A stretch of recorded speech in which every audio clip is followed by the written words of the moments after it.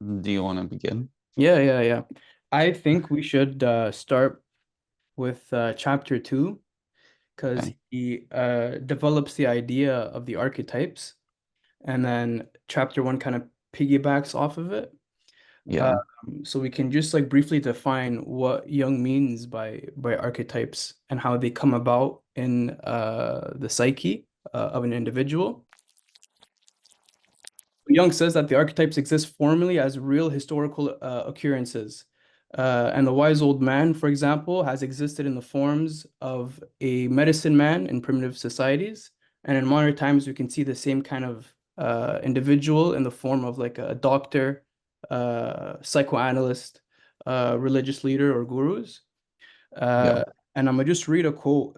It's on page 22, where he Okay. says, archetypes in general are images that represent typical situations of great vital and practical importance, which have repeated themselves in the course of history innumerable times. When a primitive man is in trouble, which he cannot settle for himself, he will apply to the wise old men. When he does not trust his own competence, the case is referred to them, the wise old men. And the wise old men would give him advice and help beyond all possibilities of human power. This demand for a wise old man happens in a time of crisis.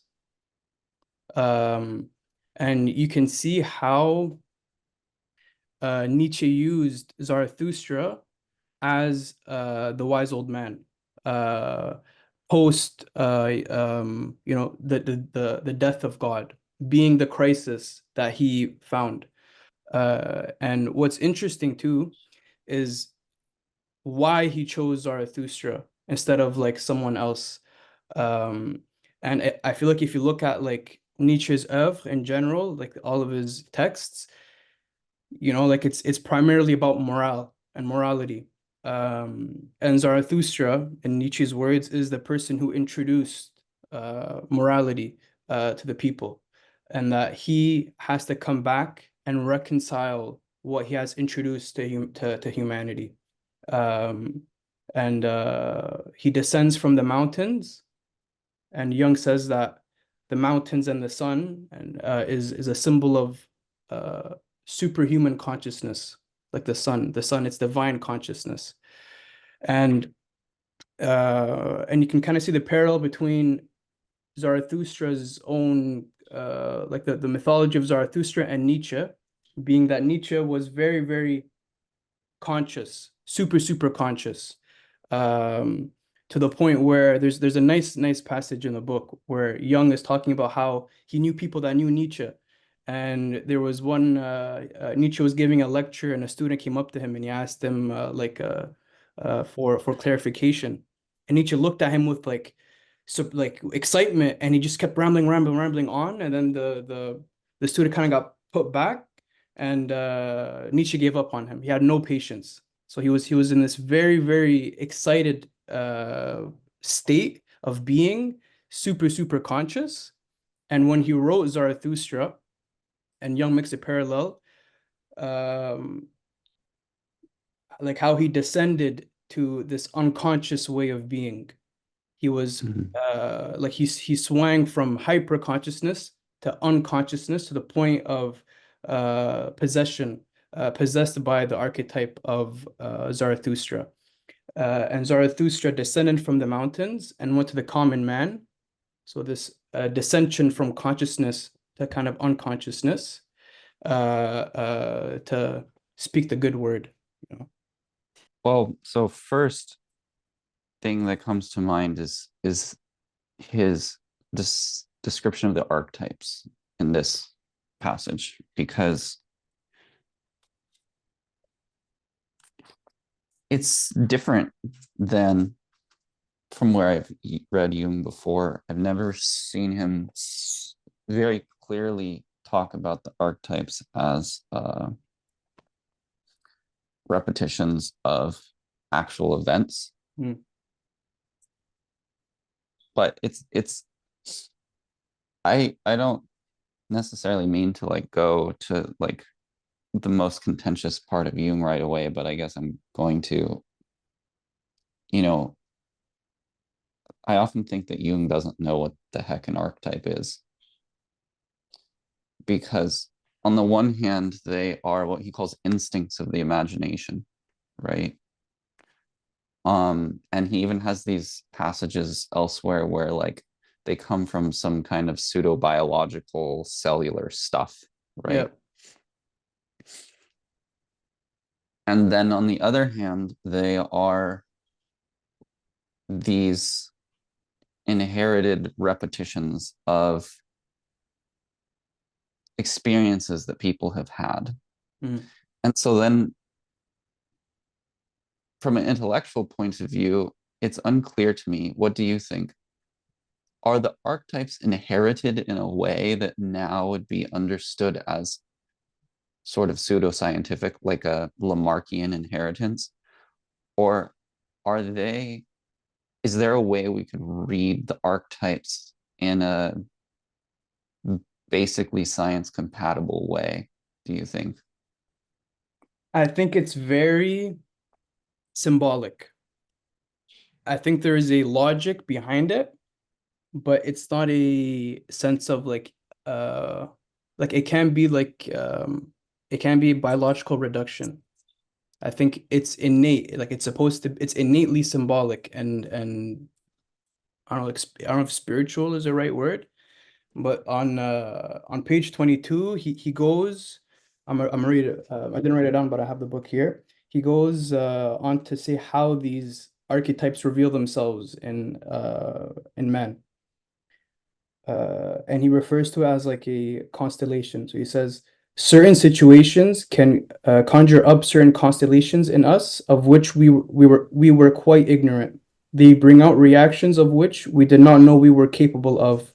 We are Yeah. astonished, perhaps, at the way we we were able to deal with them. You often think, for instance, that in such and such predicament, you would get into a terrible panic and lose your head completely. Then it happens in reality, and you do not lose your head. You are not afraid, and you go through it. You go through it something like a hero. Afterwards, you more or less collapse, but in the moment of danger, there is no bad reaction. You are quite cool and you are amazed at it. The reason is simply that in such a moment, uh, up comes, I don't know if I'm reading this right. The reason is simply that in such a moment up comes a certain mechanism, an instinctive attitude, which is always there. It is as if you knew what to do. You do just the suitable thing, perhaps, perhaps not. Also, but it is astonishing how often extraordinary situations bring out most suitable reactions from the people caught in them. This is always due to the fact that an archetype has been constellated, which lifts you above yourself. It is then as if you were no longer just one, but as if you were many, a part of mankind, one could say, as if that situation had occurred innumerable times already, so that you reacted not as an ego of today, but like man in general who had survived these situations before.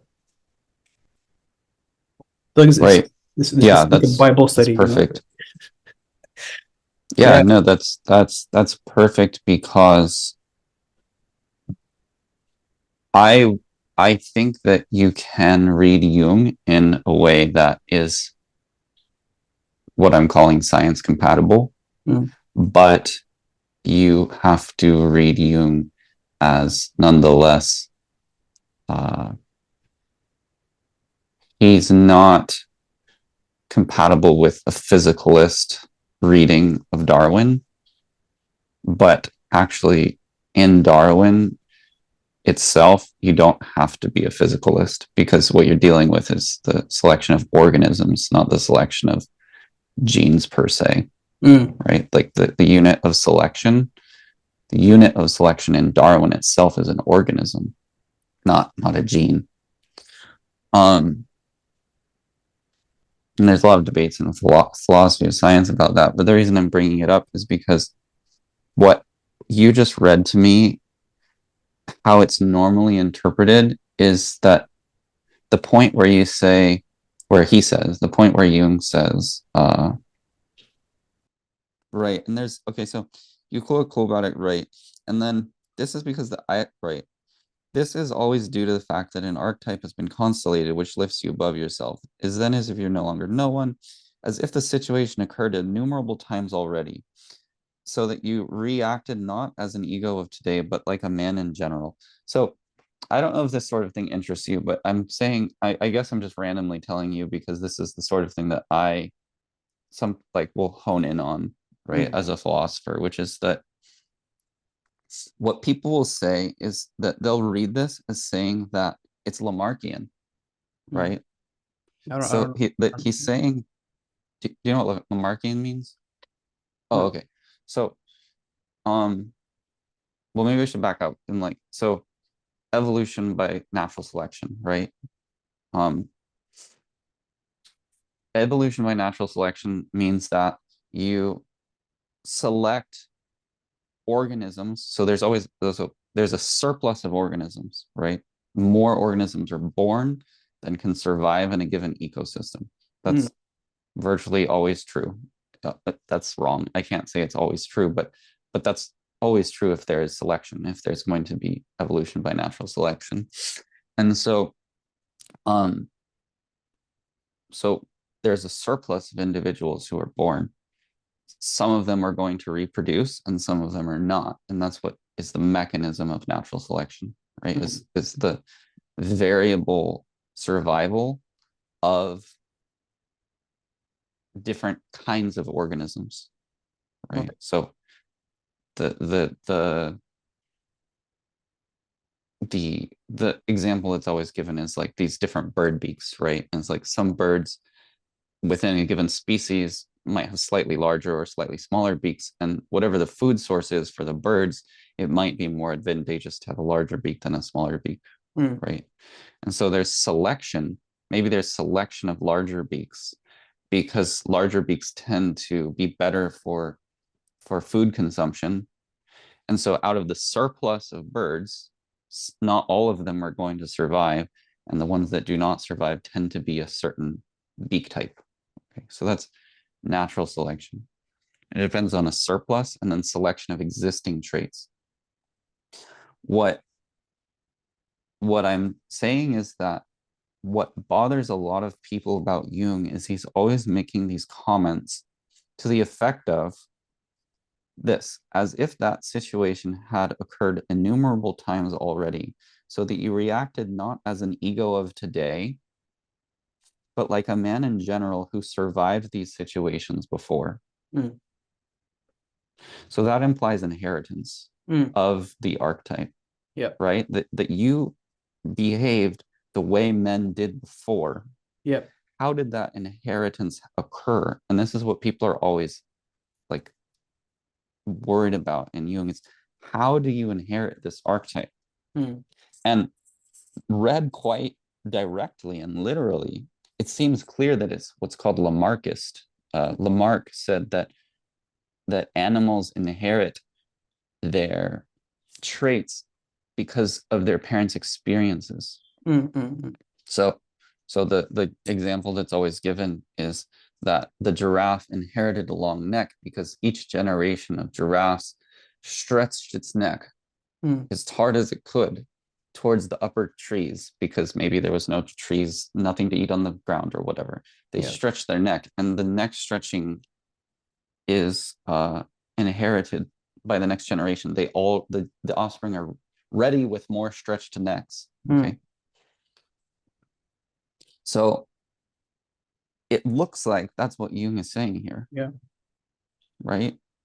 And that is against the rules, basically, of uh, of what we understand as how evolution proceeds. And so Jung is dismissed. That's a big reason why Jung is dismissed by modern psychology. Um, and what I'm saying is that there's a way to read this that does not have to be Lamarckist, but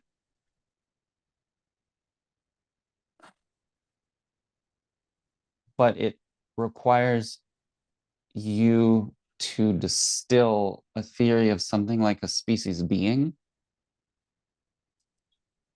where you have to incorporate something transcendental into the theory of evolution.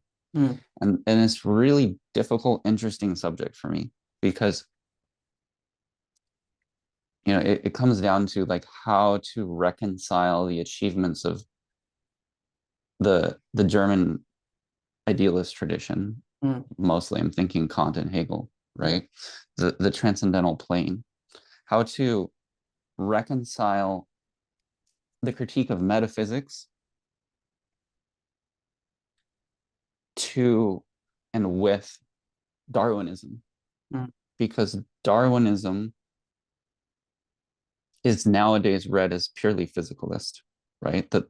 There's no such thing as the transcendental, mm, that we don't even think about it. Really, biologists don't really understand for the most part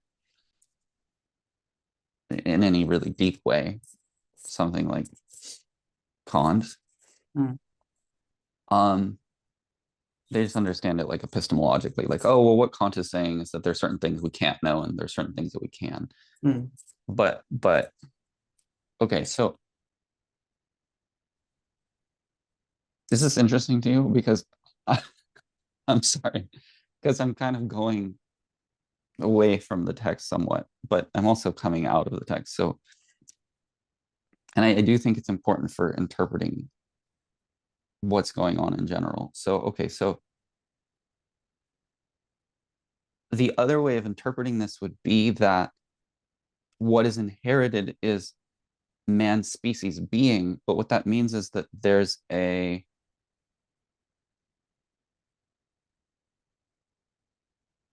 there's just simply a way that humans react that would occur at the level of the species Mm, that is innate and that keeps leading to the same kind of historical occurrence, yeah. almost as if it's an instinct that, just given certain environmental conditions, gives rise to the same cultural behaviors. Yeah.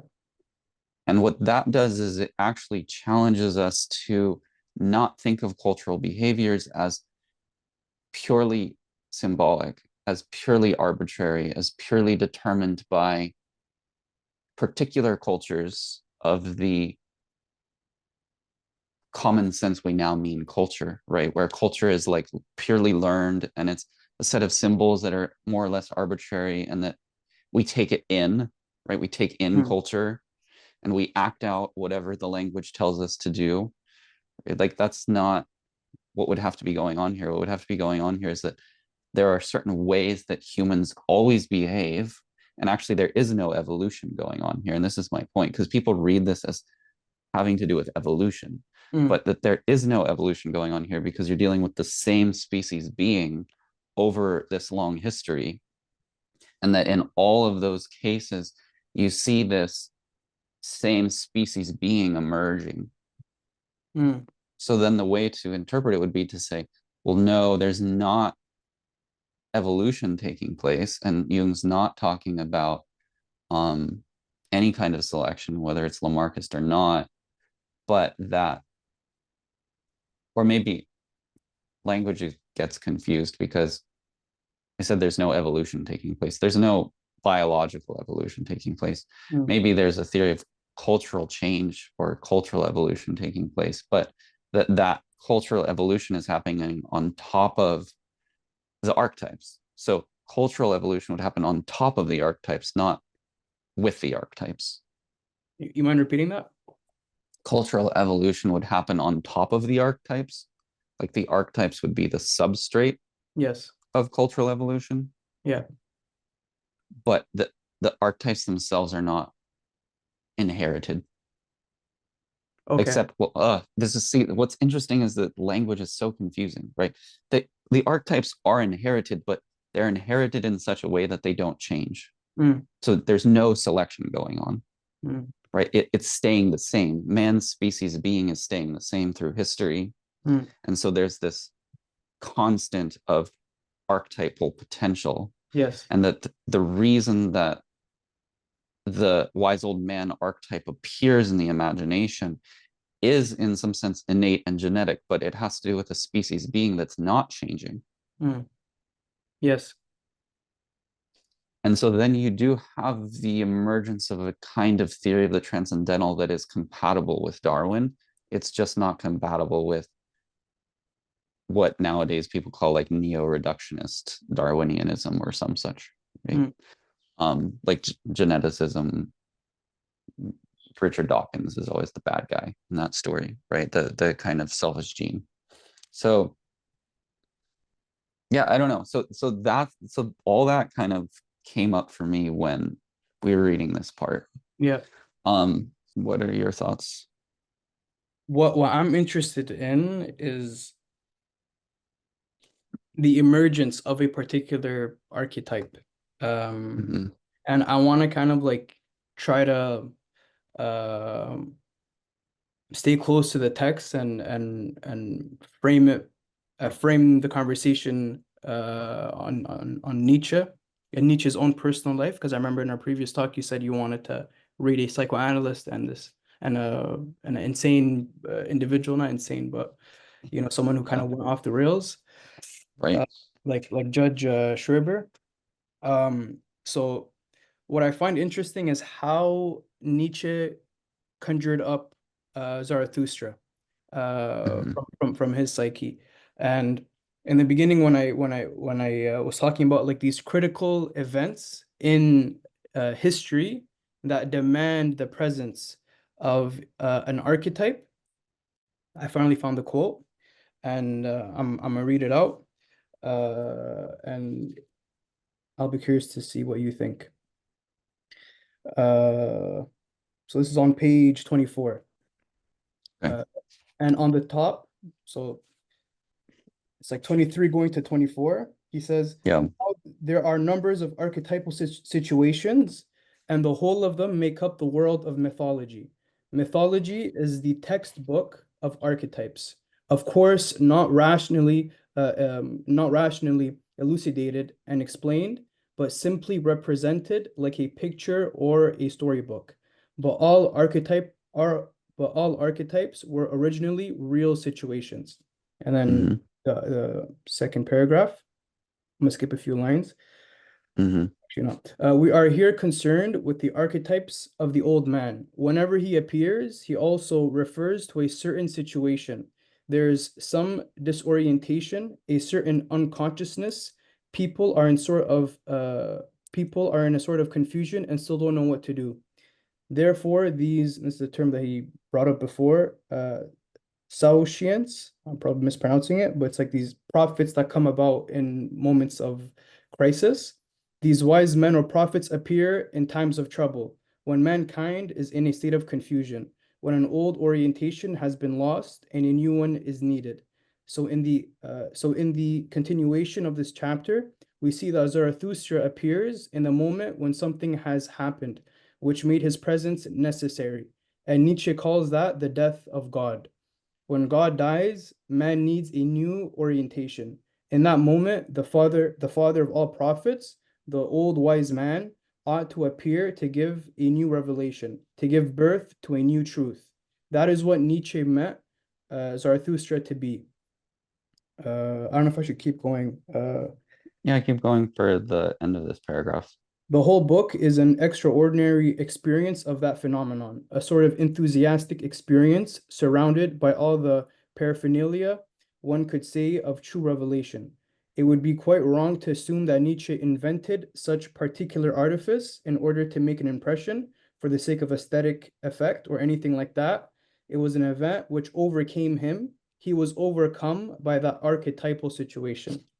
So like Right. I think like this goes back to what we were saying, how culture is built upon archetypes, this reservoir of archetypes, and how Nietzsche didn't invent, like as Jung said, it would be wrong to assume that Nietzsche invented such a particular artifice in order to make an impression. He didn't invent this, but it came Hmm. out from this reservoir of archetypes that culture and history is founded upon.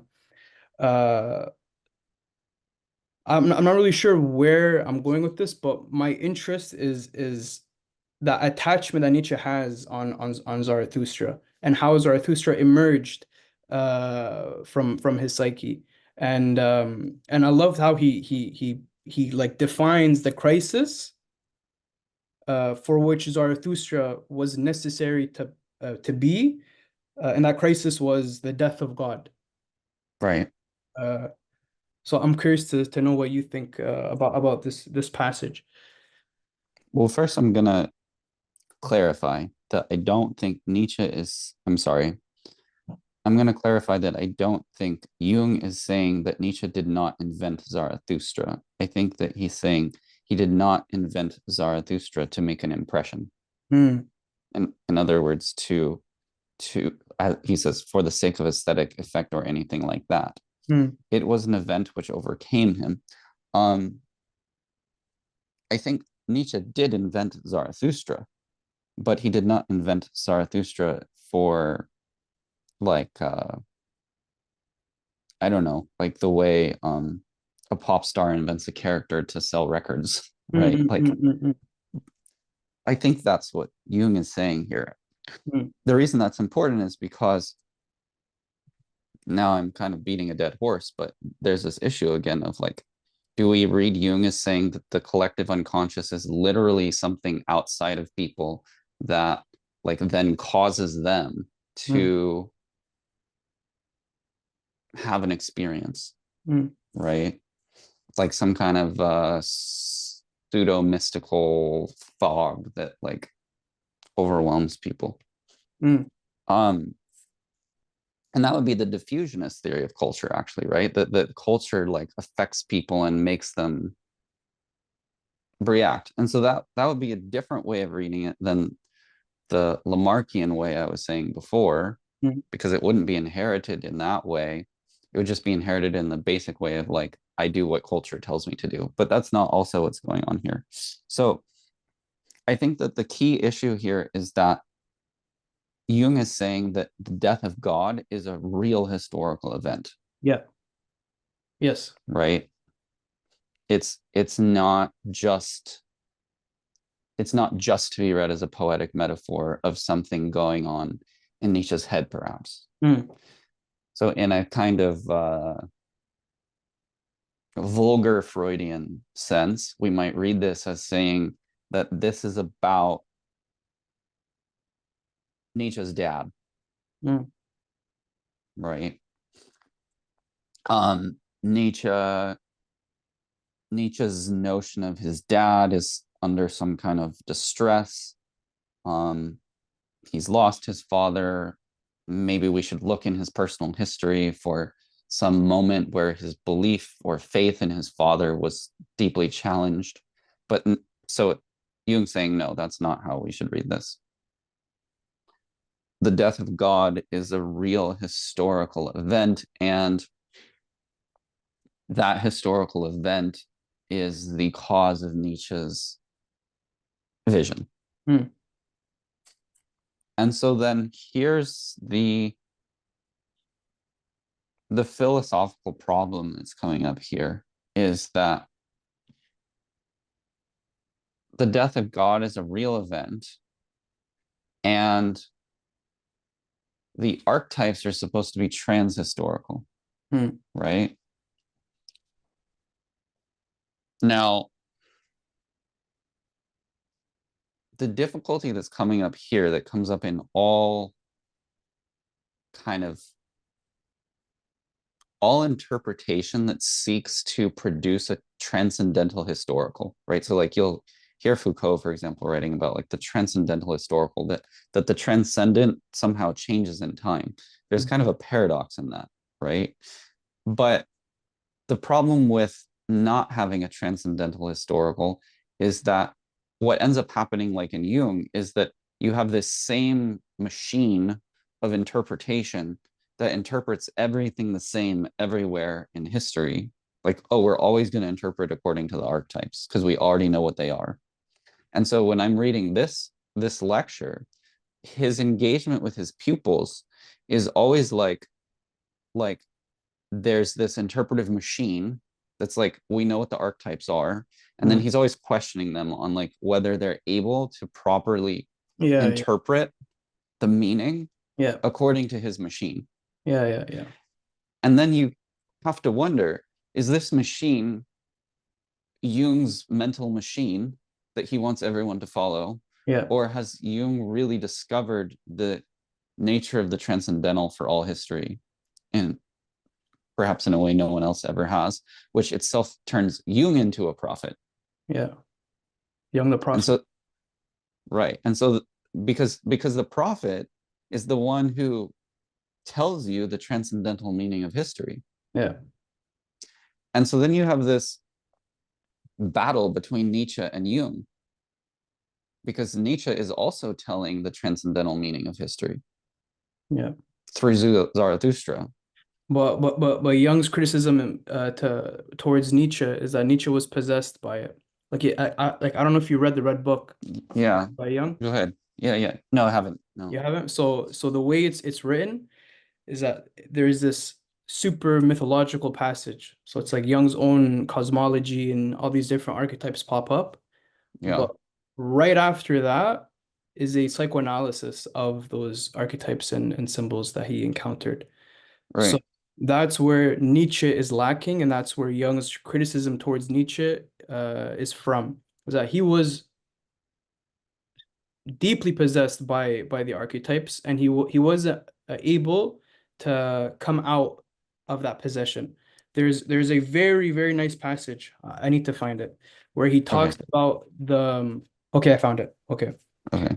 so what was I saying again? I was You're saying that mhm. Jung's criticism of Nietzsche is that Nietzsche is possessed by the archetypes. Okay. So it's on page 26 to 27. It's gonna be a big kind of. I'm kind of. Okay. It's gonna be a little monologue.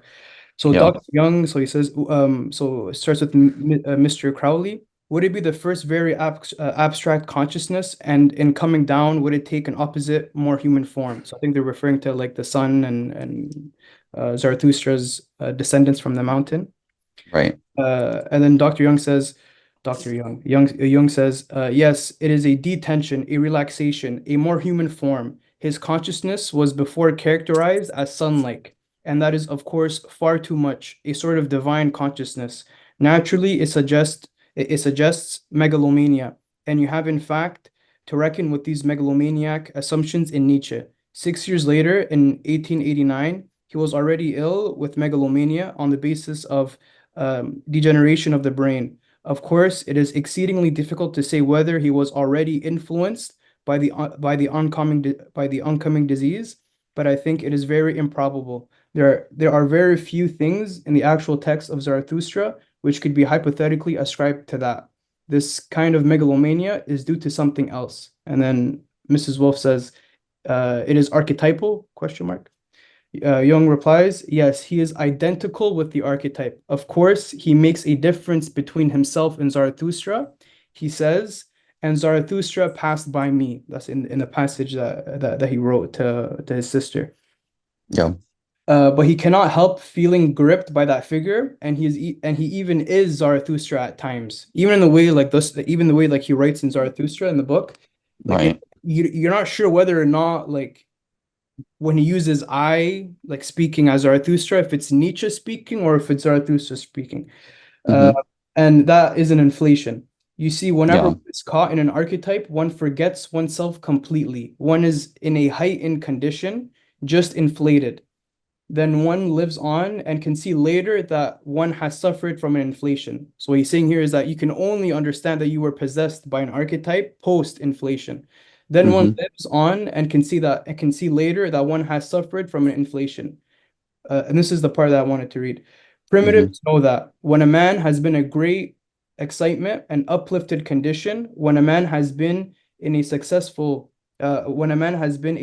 warrior and killed other men, for instance, he must go through a rite de sortie, like a ritual of exit. I think that's a good translation. I don't know. In Hmm. order to disidentify from that archetypal hero, the godlike figure he has become. Otherwise, he works havoc.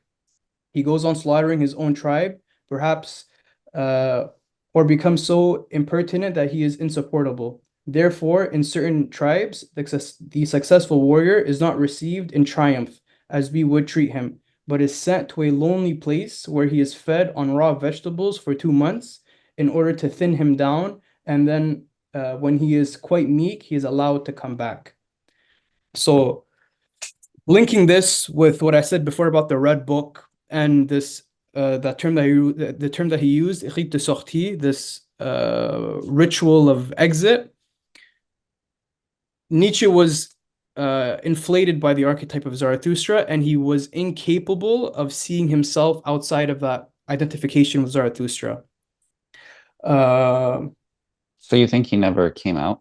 no, no, no, no, no. And like wasn't this like the last book that he wrote or something? Like it was no, it wasn't. No, no, there were quite a few more.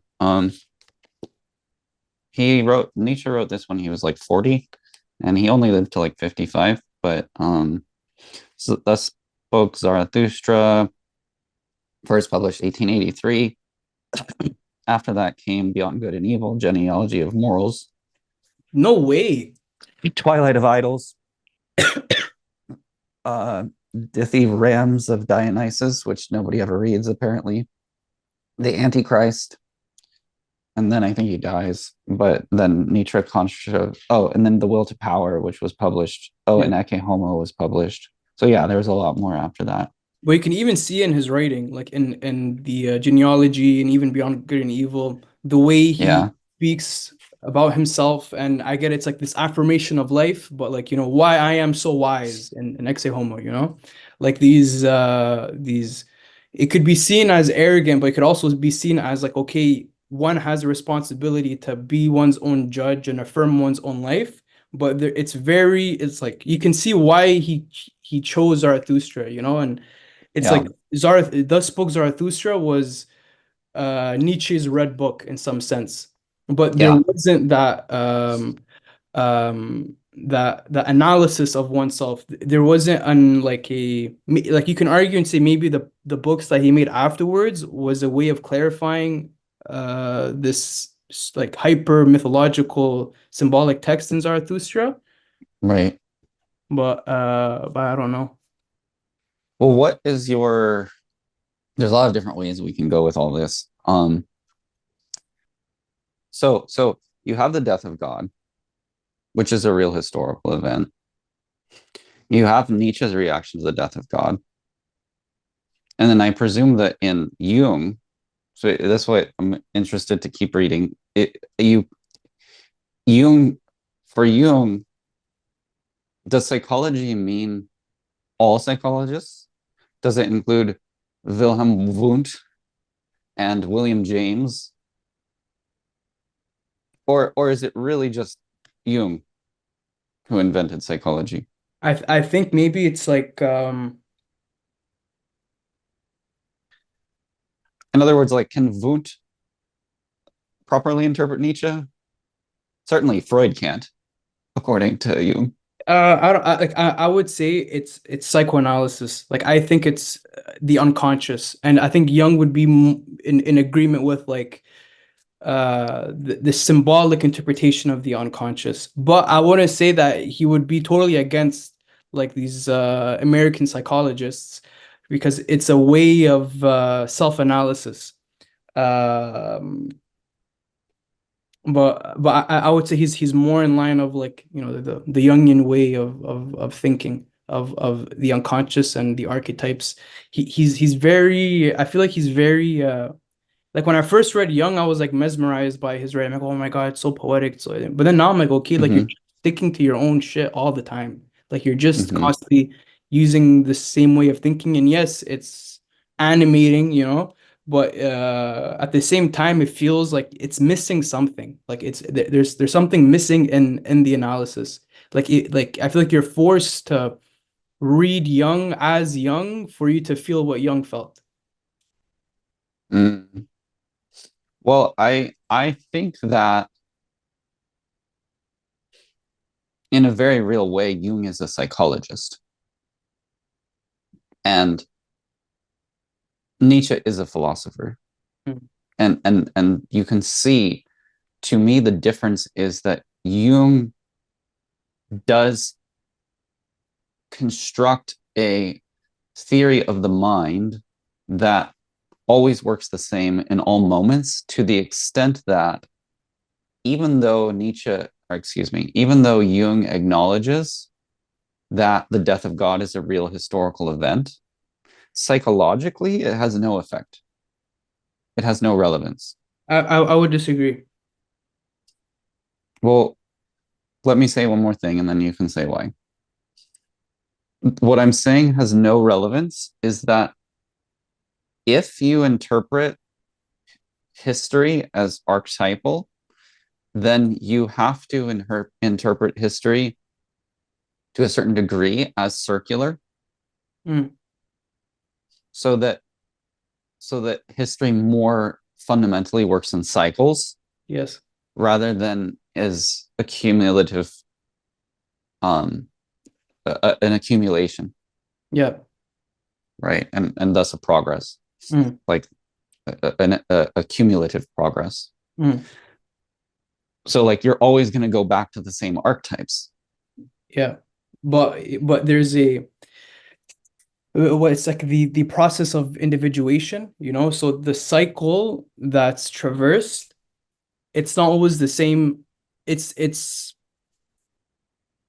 kind of like a video game, you know? It's like you're at level one and you fight a boss, right? And then you go to level two and you fight a boss, but it's like it could be the same boss, but you need to be in a higher level to fight the boss, you know?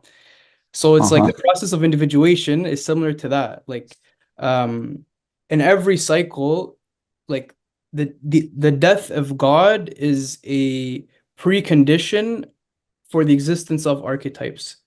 Um it's the No, at the the final, yeah, no, the death of God is not a precondition for the existence of archetypes. I would say Oh, so. you mean the death of God is a precondition for the discovery of the archetypes. Yes, They yes, were always there. yes.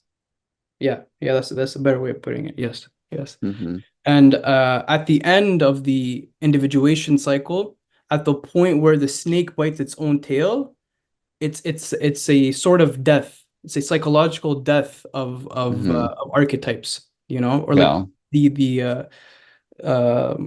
the forms of the archetypes. And then once that new cycle begins, it's a more it's a transvaluation of values. You know, it's this it's like a sublimation, like if I could use a Hegelian term, you know, like it's a sublimation of Okay, archetypes. but now Jung is falling into Nietzsche and Hegel.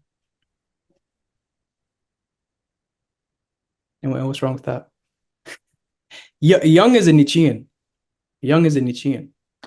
Nothing's wrong with it. I'm pushing you to give me your full reading, because that's good. I'm not saying anything's wrong at all. I'm pushing you to give your full reading because you said you disagreed with me, and so I want to. Yeah, it was like what was it that you said that I disagreed with? I forgot.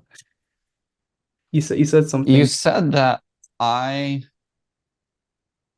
I was saying that I think I see Jung as a psychologist. And what Mhm. I mean by every true, I don't see Freud, for example, as a psychologist. Okay. Okay.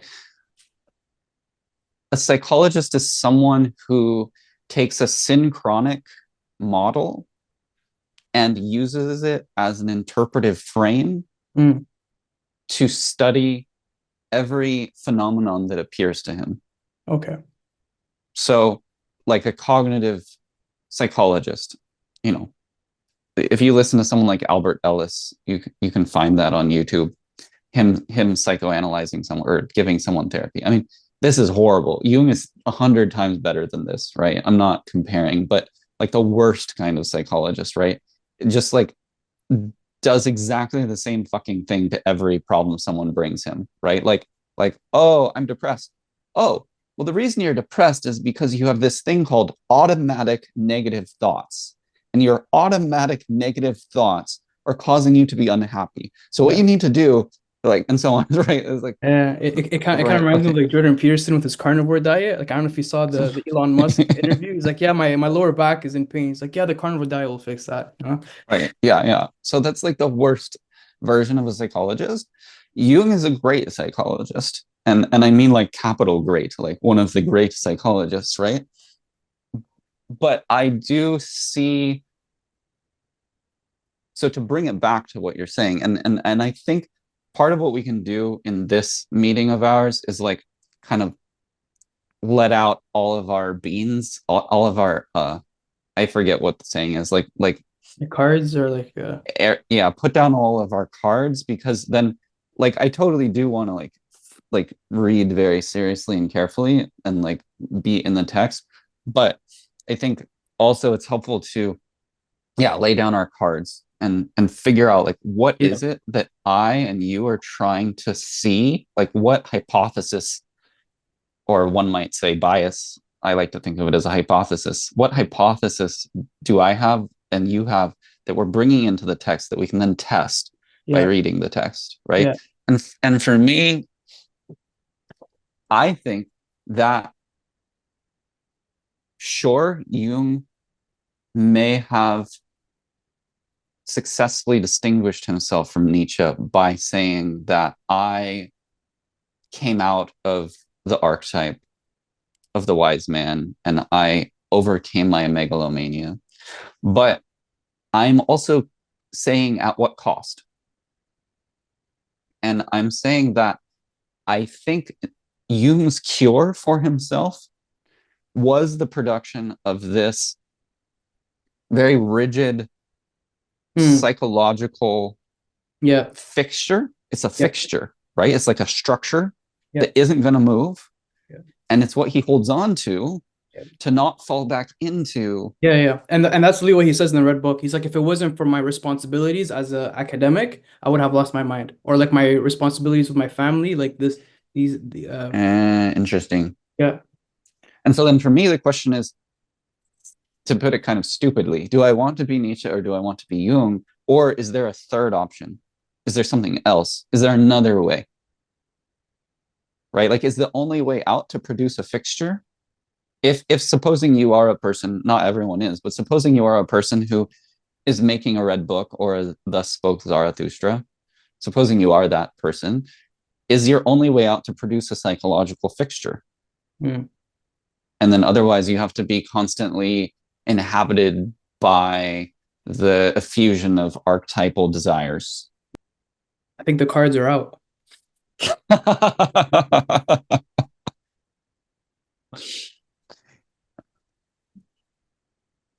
Yeah, I mean, just on a kind of personal note, like I very much enjoyed reading this.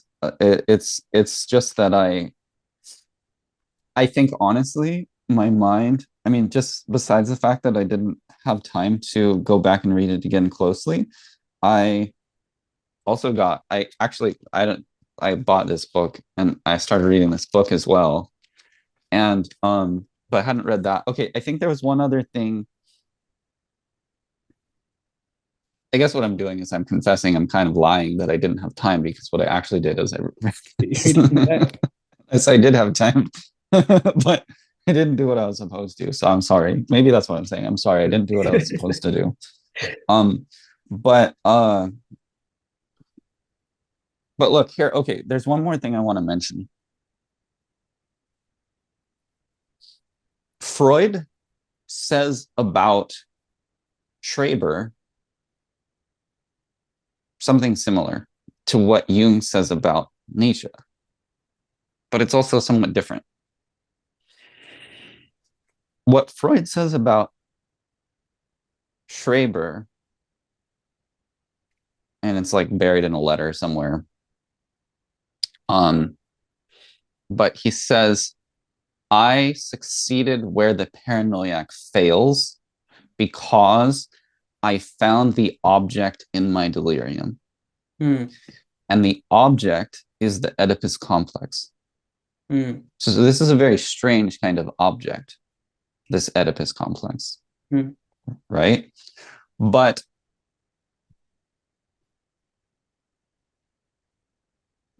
then the question becomes, okay, if Freud's object is the Oedipus complex, and it's what pulls him out and Yeah. prevents him from being like Schreber, and if Jung's, maybe we need to ask ourselves, like, what is Jung's object? It's the concept of the collective unconscious, the archetypes of the collective unconscious. That's what. That's his I object. I agree. Yeah. And so the reason why I'm trying to I usually try to save an author rather than just criticize or tank them, right? And that's why, but that's why I'm also I feel like I have to do a lot of work to save you. Like I like him, but Yeah. I feel like I have to do a lot of work to save Yeah. Yeah. him. Yeah. Yeah. That's a good way Like of so putting it. so so when I'm reading, that's why I'm like doing all this so that you see like I'm not just being pedantic. The reason I'm doing all this fancy footwork about like the transcendental and Yeah. Lamarckism and Darwin and all that is because I'm trying to bring out a real object because I actually think that this object that Jung has often turns into an image, Mm. if you will. So the difference between an object and an image, right? It's like, okay, this is an object, it's a pencil. What makes it an object is that whatever way I turn it, in other words, however it appears to you, like here's an appearance of it, and then here's an appearance of it. It's easier with a book because it has a front and a back. Like here's an appearance, right? It's still the same object, which means that its appearance is divorced from its object. Yeah. Well, when I read Jung, I'm often feeling like I'm getting a lot of appearances. Like there's the appearance of the anima, there's the appearance of the wise man. It's hard for me to congeal in my mind what is the object of the collective unconscious. Sometimes it's in the genes, sometimes it's in history, Mm. sometimes it's in the family trauma. It's popping up everywhere. Yeah. Yeah. Yeah. I feel like it's like he has now like I'm gonna try to save Young too. So like there's like the personal unconscious, collective unconscious, and the collective unconscious is where all the archetypes are. Um, and it's the way he formulated is very interesting. Like the personal unconscious inherits the archetypes from the collective unconscious, and the self is the totality of the psyche of all the archetypes in harmony. But yeah, there's all these kind of like independent, like they're all like all these archetypes are independent of like they're transcendental. Um, But they also in this paper we read today, there's like this core almost like I don't know, I forget, I don't know Jung super well, some, but I think it's the self that is like this. It's like the Ein Sof, right? Like the hidden God, mm, right? And it's but for Jung, it's not God, it's the self, yeah, and it's this hidden God thing, person. I don't know, yeah. it's not a person, but and it's faces like that's the other thing to think about Jung is that there's also this like Neoplatonism in Jung. I mean, Hmm. Jung's mind, I think that's why I like him because his mind is just completely inhabited by all these different things, right? You have Neoplatonism, Yeah, you have some kind of like strange Lamarckian yeah. evolutionism, you Kant. have Yeah. you have Kant, you have like you and it's just all like And and then your and then Nietzsche, random ass mythology from around the world. right? Random ass myths, all right. Not to mention that, and all his knowledge of like anthropology, and then he's got like His yeah, own so primitive studies and stuff, you it's know. right. It's insane.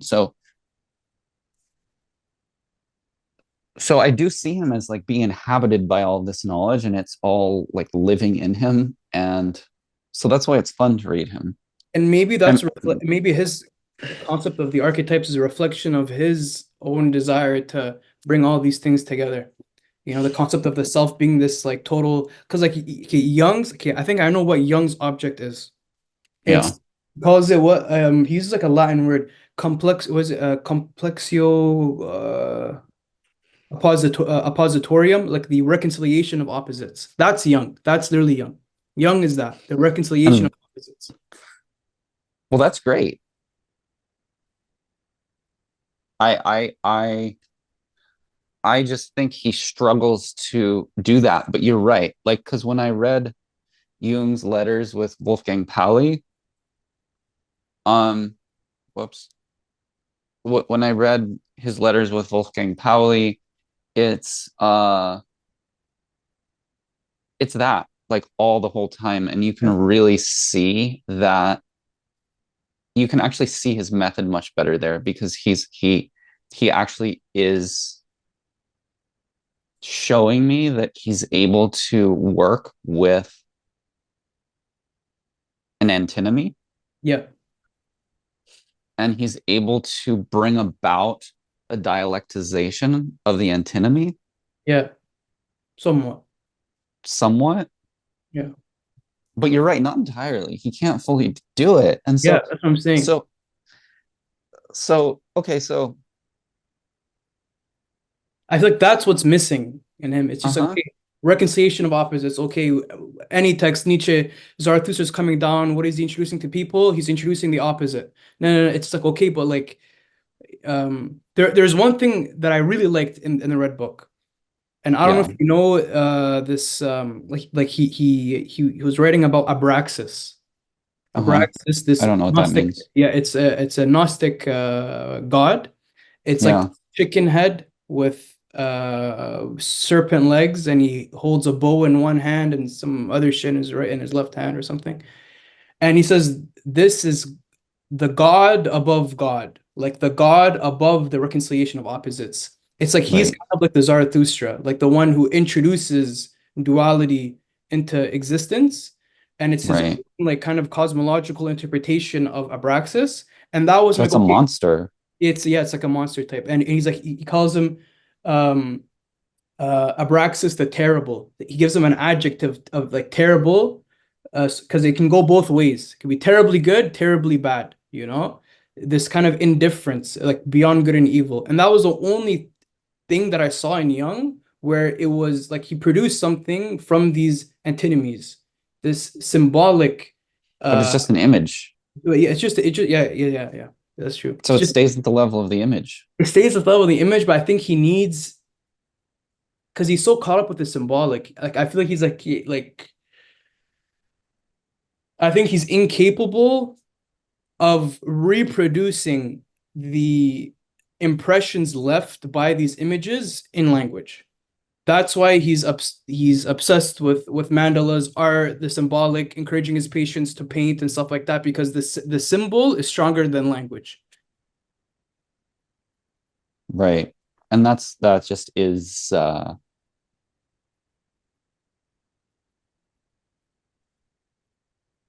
that just is the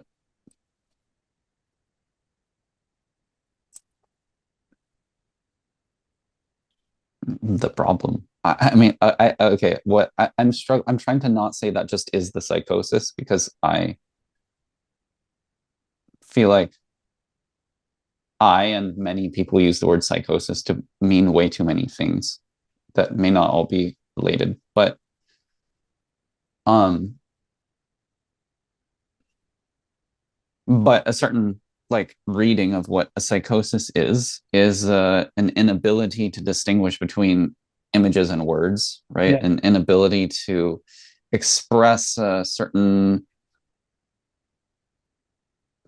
amplification of imagination, and then also that amplification of imagination appears in the perceptive field, Mm. right? And so I'm saying that it seems to me you've described the situation of the psychosis in at least one definition of the psychosis. Well, it's like his like I don't like I'm not convinced that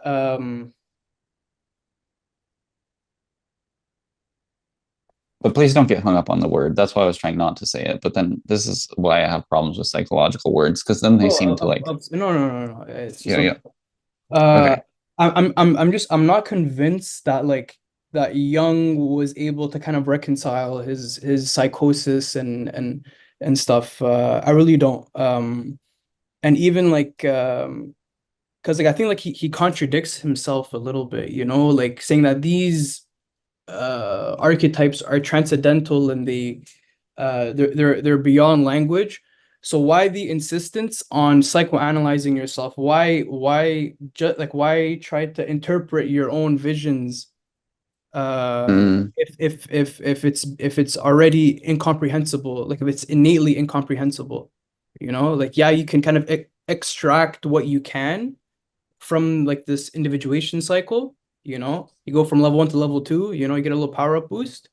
But like Hmm. is that just it? It's like this endless process of individuation where you're um incapable of integrating your unconsciousness like to its limits. And like this is a criticism he had against people who use psychedelics. He says that if you use psychedelics, you might be exposed, you might be overwhelmed with the symbols of your unconscious, and it could produce psychosis because you're unable to integrate them at that stage. You went from Right. level 1 to level 10, and you didn't even go from 1 to 9. Right. You get bombarded with these images, and you're unable to integrate it. So it's like, I don't know, like I'm just Well, what I'm seeing happen is that the same question is coming up for you in reading this text that we came to. And at least that's like also like when you selected out of our last conversation, mm, for whatever reason, what you were motivated to select out of all the talking we did, you selected a part where you came to this question, do I just do this forever? mm. Which is also what you just asked me about Jung. Yeah. Did you notice this part here on page 6? This is making Um, okay. Yeah. on page 6, Hmm. blah blah blah. 1, 2, 3, 4, 5, 6, 7, 8, 9, 10 lines down. In those old frog songs, I have told you, the priests in their rain charms identified themselves with the frogs. When there was a drought, the priests sang the frogs' songs as if it had rained. They imitated the frogs as they sing after the rain, because they feel well then in their ponds. But when there is no water, there is nothing to sing about. As primitives also, in order to produce rain, imitate the fall of raindrops, blah, blah, blah. Do you notice that? Yeah. I want to know what you're referring to exactly though.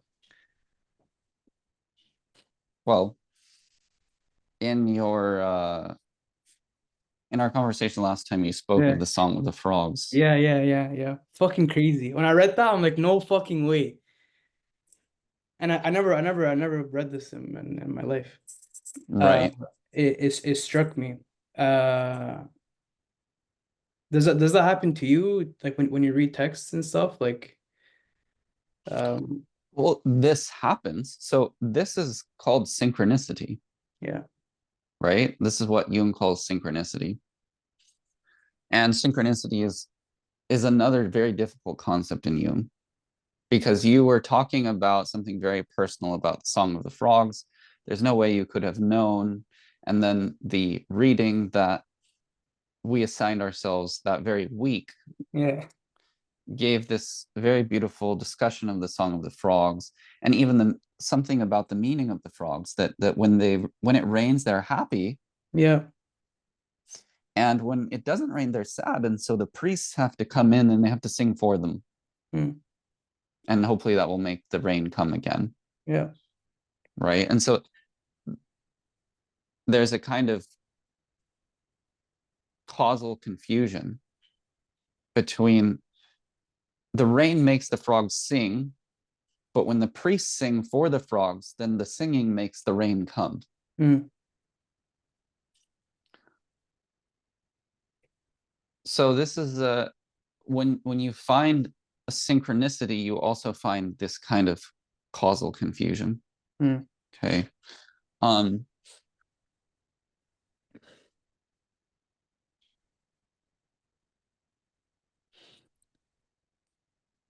which the fact that this thing itself has a causal confusion in it may or may not be related to your actual synchronicity. mm, Uh, because that's the whole problem of synchronicity is like, do you believe in the mystical or not? Right? Like, do you believe that there's some real meaningful connection between this event where you Yeah.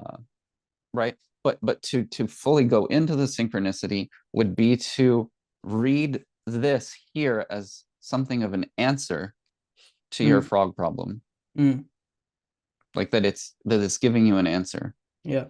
and then it really does become like a religious vision, Yeah. right? Like you learn how to listen to God. God's giving you an answer, and that's just purely very natural religious hermeneutics, Mm. right? Like that's how one reads the signs of God. Yeah. And so you also have that in Jung, and you have this issue of the synchronicity. And again, for some people, it kind of stands out as a sore thumb because, like, but you also have psychology and so forth, right? Um, Meaning, what I mean by you have psychology and so forth is that, like, there's no such thing as God, really. There's a self. Everything is to be interpreted in terms of a collective unconscious. Um, so why am I saying all of this? Well, I'm saying all of this because my understanding is that you were just talking now about what is there besides the constant process of individuation. And I think that's why my mind went to these frogs, because it is the answer in the sense that why does synchronicity happen? Well, I think that synchronicity happens because it is a place where the mind, where your consciousness is hooking into the concrete meaning of Mm. your actual life Mm. Mm. Mm. Mm. rather than being in this world of ideas, Yeah.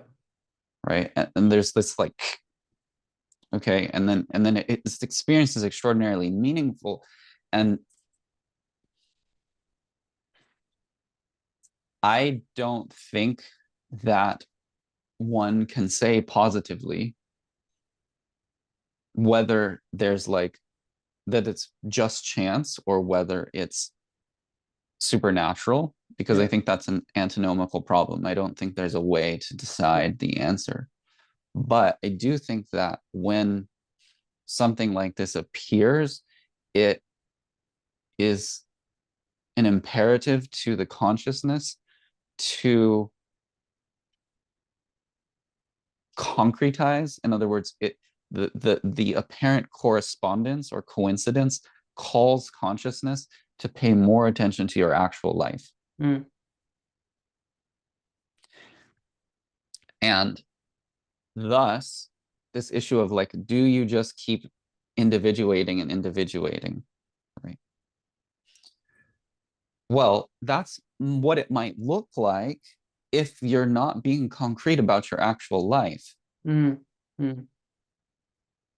But if you become capable of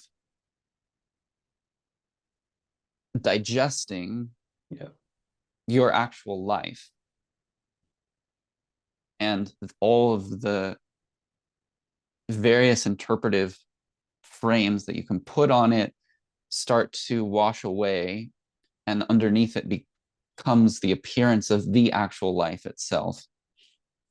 Or maybe I shouldn't even say appearance, because what appears is the object of, if you go back to, like, my distinction about object, and the object should be your life. Mm. And your life is a object that expands from birth to death, and it's your actual life, and Mm. that should be your object. Now, there's a way you can read Jung as saying the very same thing, because that would be the self, Yeah. and the self is an actual life. But does Jung succeed at producing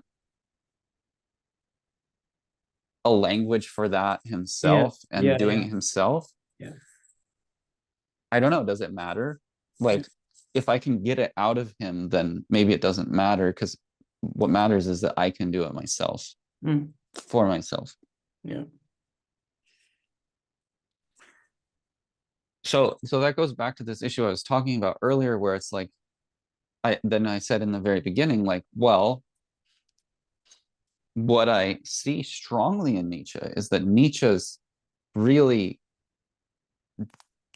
more concretely historical in some way, despite how, like, mad he is and how he's talking about camels and and Lions and babies.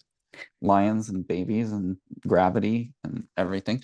But like he's like no, like the death of God happened now and it's a concrete thing and it's singular and nothing has ever happened like it before, Mm, right?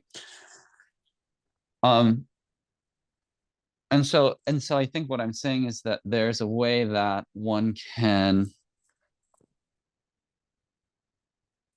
raise oneself up into a fixture of interpreting history the same over and over again, and that is actually a intellectual distancing from one's actual life.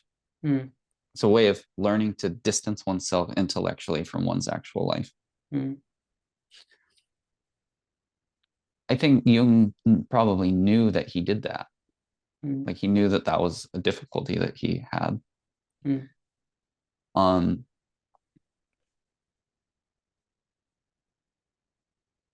and that's fine. So yeah, so that's all I wanted to say about like he has this thing called synchronicity, yeah. and the synchronicity is calling someone to the concreteness of their actual life, because the way to resolve or dissolve the what he calls the numinosum, I think, of Mm, the synchronicity is to become more concrete mm, about your entire life, yeah. so that the whole thing becomes concrete and not just the numinosum. Mm, mm, mm. And I think that's where we should give props to Jung. And I think this kind of answered our question before when we were talking about like his, insistence of using symbols constantly and stuff, and like, it's just an image. And but when Yeah, but when there's synchronicity and there's this interaction with the symbol that yeah, forces you to that literally brings you to the concrete, yeah, like your being, like yeah, ontologically brings you down.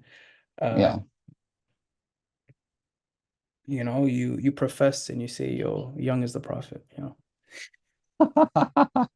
Right. Yeah. Um, But I think only like because like that's what I felt when I read the Red Book. The Red Book, it was me and my best friend.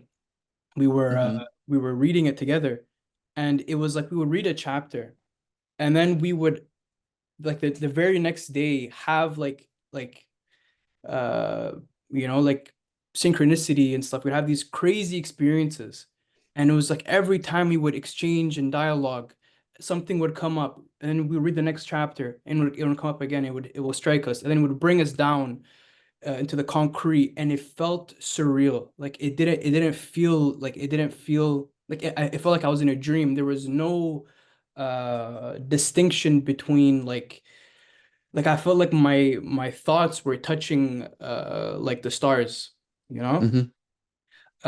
And I think when you read Jung carefully like that, and you experience those instances of synchronicity, that's when you say, okay, like you're talking a lot of shit right now, but like I understand where you're coming from, like you can see like we have this and I think we share this, like we're trying to save Young, we're trying to save him. And you can see the language that he's using and stuff, and it gets repetitive, but you see what he experienced. If Mhm. like those instances of synchronicity that we felt, like this guy was literally in his room tripping balls, looking at like the archetypes that he was, seeing. So like I feel like you can't blame him for the language that he uses, but it's not an excuse nonetheless to not think critically and distance yourself from Young a little bit and look at what he's using, like the language that he's using. Um yeah. That's Well, crazy. That's crazy. The song when I read that passage, I was like, "There's no fucking way that I'm reading this right now." And yeah. in the beginning, because I'm so used to it, I'm so used to like seeing stuff like that, where like automatically I'm like, "Okay, relax. This might not be about you. Read it, and if it hits, it hits. If it doesn't hit, it doesn't hit. Just read it." And I read it. I'm like, Mhm. okay. I wanted to bring it up in our talk, but I was like, you know what? Like, let's actually dissect the text, and I didn't want it to be like a subjective I didn't want any bias from it. And what's interesting too is that like it was raining a couple of days ago, and I just felt this wave of like depression. I felt so sad. Mm. And then like, as you're talking, and you're talking about the rain and the raindrops and how the was it the priests were singing, or was it priest or Yeah, it says priests. yeah, the Yeah. priests singing so that the rain can come down and stuff. And at that time when I was in Montreal, there wasn't any rain, but the songs were Hmm. fringing. The songs were fringing. The songs were ringing. Okay, good. The frogs were singing, and there wasn't any rain, Right. and maybe I would have been happier that day if I sung out in the morning and the rain came afterward. Yeah, Right. yeah. Right.